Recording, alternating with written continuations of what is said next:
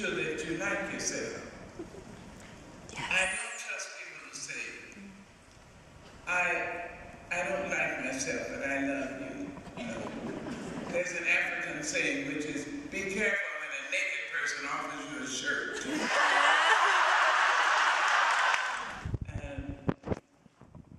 In preparing to write the poem for United Nations, I thought of what I had been doing when the United Nations was founded in San Francisco. I was 16 years old. I was 6 foot tall. I was black, even then. I was about to finish high school. I was pregnant and unmarried. And I had read that United Nations was hiring people to translate other languages, to do simultaneous translations, and that if they were being paid the unheard of amount of $150 a week, I knew I had a penchant for languages. I could learn languages. I was amazed that I'd go down and watch the people go into United Nations. And I thought if I wasn't black and 6 foot tall, pregnant and unmarried and uneducated, I could go in that building. I could learn all the languages I need. It's my blessing to teach in a number of languages today. It's my blessing to have been a translator in several Croatian and Yugoslavia. But those days ago, my heart was so broken. I thought I would never, ever get a chance to go into United Nations. You can imagine how I felt. And years later, I was asked not only to come into United Nations, but to write a poem and deliver it to the heads of state of the world. Imagine. So, I know that there are some 25 young women here who are in need of people being rainbows in their clouds. They have some people who are already, but they need more. Each of us needs more.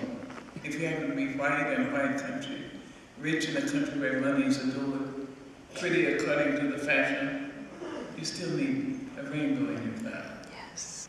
Imagine if you happen to be poor, if you happen to have some physical malaise, if you happen, just imagine, if you happen to be black in a white country, Asian in a country where people don't look like you. Imagine, everybody needs a rainbow in their cloud. Every person needs a rainbow in his or her cloud. I just would say, in the morning, when you see someone who doesn't look like you, it will behoove you and the person for you to say, morning, good afternoon. Oh, that red dress is wonderful. How are you doing? The person will say, did she go to my church?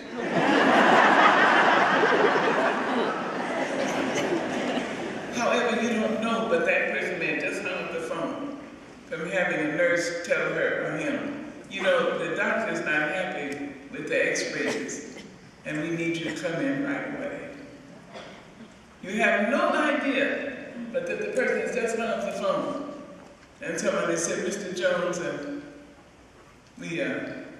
we're closing down your portion, your segment of the job, and we need you to come in and get your belongings. To have another human being just smile at you, pat you on the back, without knowing who you are.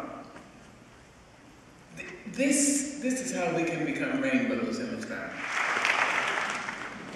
Each one of us has gone to sleep one night or another with pain, or grief, or fear, terror. And yet each one of us is awakened somehow. Awakened dare to stand erect and rise. This is our inheritance. You may write me down in history with your bitter, twisted lies. You may trod me in the very dirt, but still like dust.